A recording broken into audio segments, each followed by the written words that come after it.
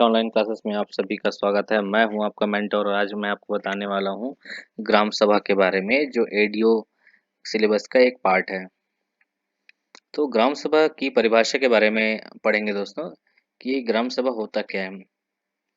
राज्यपाल किसी गांव या गांव के समूह को ग्राम के रूप में घोषित करता है। प्रत्येक ग्राम के लिए एक मतदाता सूची बनाई जाती है।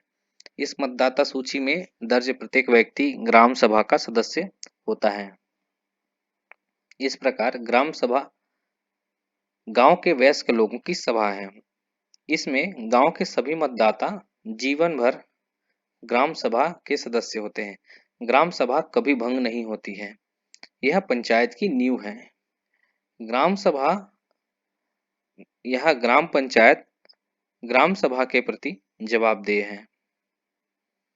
अब अगली लाइन में लिखा हुआ है ग्राम सभा की बैठकें। तो ग्राम सभा की वर्ष में अर्थात एक साल में कम से कम 6 बैठकें होनी चाहिए। हर 2 माह के अंतराल में इसके लिए तारीखें तय की गई हैं। पहला है 23 जनवरी, दूसरा है 14 अप्रैल, तीसरा है 20 अगस्त, चौथा है 4 अक्टूबर एवं माह जून व नवंबर के सुझावित तारीख में। इसके अलावा जरूरत होने पर ग्राम सभा की ओर से बैठक बुलाई जा सकती है। ग्राम पंचायत के प्रत्येक ग्राम में ग्राम सभा की बैठक आयोजित किया जाना है। बैठक की सूचना बैठक की तारीख से 7 दिन पहले दी जानी चाहिए। तो यह प्रश्न बन सकता है दोस्तों कि बैठक की सूचना कितने दिन पहले दी जानी चाहिए, तो है वो 7 दिन। विशेष स्थिति में 3 दिन की सूचना पर भी बैठक बुलाई जाती है। सूचना में निम्नलिखित बातों का उल्लेख होना चाहिए। बैठक का स्थान, बैठक की तारीख तथा समय, बैठक में विचार किए जाने वाले विषयों अर्थात एजेंडा की जानकारी, ग्राम सभा बैठक की तारीख, समय तथा स्थान सरपंच द्वारा या उसकी अनुपस्थिति में उप सरपंच द्वारा, सरपंच और उप सरपंच दोनों की अनुपस्थिति में ग्राम सभा ग्राम पंचायत के सचिव द्वारा नियत की जाती है। तो फिर से इस लाइन को देखेंगे। ग्राम सभा की बैठक की तारीख, समय तथा स्थान कौन तय करता है? सरपंच द्वारा। या तो पहला हो गया सरपंच द्वारा। अगर सरपंच नहीं है तो उप सरपंच द्वारा। अगर सरपंच और उप सरपंच दोनों नहीं है तो सचिव द्वारा। तो इस बात पर गौर करेंगे। अगला है कोरम या गणपूर्ति। बैठक में सदस्यों की जरूरी उपस्थिति को गणपूर्ति या कोरम कहते हैं। ग्राम सभा की बैठक के में कोरम के लिए ग्राम सभा के कुल सदस्यों का 10वां हिस्सा होना चाहिए, यानी 100 में से 10 लोग। इनमें से कम 1/3 महिलाओं का होना जरूरी है। यदि कोरम पूरा नहीं होता है तो अगली तारीख के लिए बैठक स्थगित होनी चाहिए। स्थगित बैठक उसी दिन नहीं होनी चाहिए। इस प्रकार स्थगित बैठक में कोरम पूरा होना जरूरी नहीं है। आदिवासी क्षेत्र में ग्राम सभा के कुल सदस्य संख्या के 1/3 से कोरम पूरा होगा, जिसमें कम से कम 1/3 महिला जरूर हो। तो इस पॉइंट को ध्यान रखेंगे दोस्तों। छत्तीसगढ़ में कई इलाके आदिवासी क्षेत्र हैं। तो इसमें लिखा है ग्राम सभा के कुल सदस्य संख्या के 1/3 से कोरम पूरा होगा। कहाँ? आदिवासी क्षेत्रों में, जिसमें कम से कम 1/3 महिलाएं जरूर हों। ग्राम सभा की बैठक में गण पूर्ति कराने का उत्तरदायित्व तो उनके निर्वाचन क्षेत्र के अनुसार यथास्थिति सरपंच या पंच का होगा। यहाँ ये जो मटेरियल है दोस्तों उसके अनुसार है। ये पंचायती राज विभाग के द्वारा ग्राम पंचायत की निर्वाचित वार्ड के पंचों के लिए आधारभूत प्रशिक्षण पठन साहित्य का एक हिस्सा है, जिसमें लिखा हुआ है ग्राम सभा की बैठक में गणपूर्ति कराने का उत्तरदायित्व उनके निर्वाचन क्षेत्र के अनुसार यथास्थिति सरपंच एवं पंच का होगा।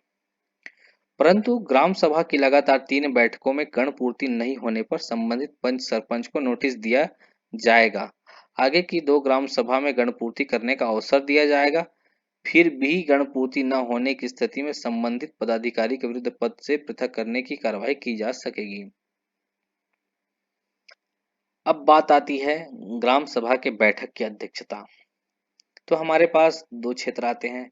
पहला है सामान्य क्षेत्र, दूसरा है अधिसूचित या आदिवासी क्षेत्र। अब बात करेंगे सामान्य क्षेत्र के बारे में। ग्राम सभा के बैठक की अध्यक्षता ग्राम पंचायत या का सरपंच अथवा अनुपस्थित हो तो उप सरपंच बैठक की अध्यक्षता करता है। तो फिर से इसमें इसको देखेंगे। सामान्य क्षेत्रों में ग्राम सभा की बैठक की अध्यक्षता ग्राम पंचायत का सरपंच, अगर सरपंच नहीं है तो उप सरपंच करेगा। अगर सरपंच उप सरपंच दोनों नहीं है तो उपस्थित सदस्य अपने में से किसी को बहुमत के आधार पर अध्यक्ष चुन सकते हैं। अब आदिवासी या अधिसूचित क्षेत्रों में क्या होता है? ग्राम सभा के बैठक की अध्यक्षता सरपंच या उप सरपंच या पंच द्वारा नहीं किया जाएगा। बैठक में उपस्थित सदस्यों द्वारा बहुमत से चयनित अनुसूचित जनजाति के सदस्य द्वारा बैठक की अध्यक्षता की जाएगी। तो यहाँ एक स्पेसिफाई कर दिया है कि अनुसूचित जनजाति के सदस्य के द्वारा, ना कि अनुसूचित जाति के सदस्य के द्वारा। यहाँ ध्यान दीजिएगा। बैठक की कार्यवाही रजिस्टर में ग्राम पंचायत का सचिव लिखता है और बैठक के अध्यक्ष से उस पर हस्ताक्षर करवाता है। ग्राम सभा की कार्यवाही हिंदी में लिखी जाती है। एजेंडा। ग्राम सभा की बैठक में किन किन विषयों पर चर्चा होगी उनकी सूची को एजेंडा कहते हैं। ग्राम सभा की बैठक के लिए सरपंच की सलाह से, इसकी सलाह से, सरपंच की सलाह से सचिव एजेंडा तैयार करता है। ग्राम सभा की बैठक के लिए सरपंच की सलाह से सचिव एजेंडा तैयार करता है। एजेंडे में शासन के अलावा ग्राम सभा के सदस्य भी नियमानुसार कोई विषय या मुद्दा जुड़वा सकते हैं। अब सचिव का यहाँ क्या काम होता है? ग्राम पंचायत का सचिव ही ग्राम सभा का सचिव होता है। इसका खास काम है ग्राम सभा की बैठक की सूचना जारी कर इसका प्रचार करना। बैठक के संचालन में अध्यक्ष का सहयोग करना। ग्राम सभा की कार्यवाही रजिस्टर लिखना तथा अध्यक्ष से दस्तखत कराना। पंचायत की जरूरी पंजियों एवं अभिलेखों को ग्राम सभा में लाना एवं संभाल कर रखना।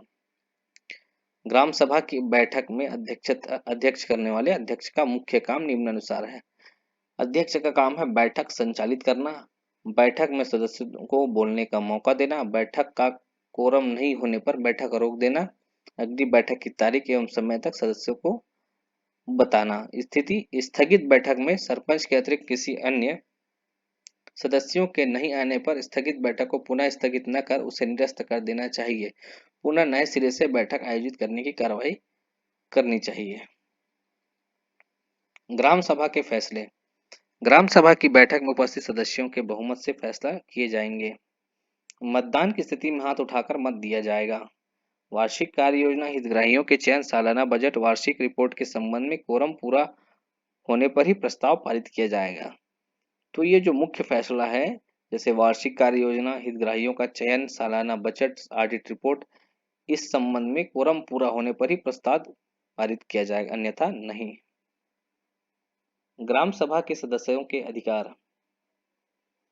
हर सदस्य को बैठक की चर्चाओं और फैसलों में भाग लेने का अधिकार है। साथ ही साथ कोई भी सदस्य पंचायत में चल रहे कामों खर्च की जानकारी ले सकते हैं।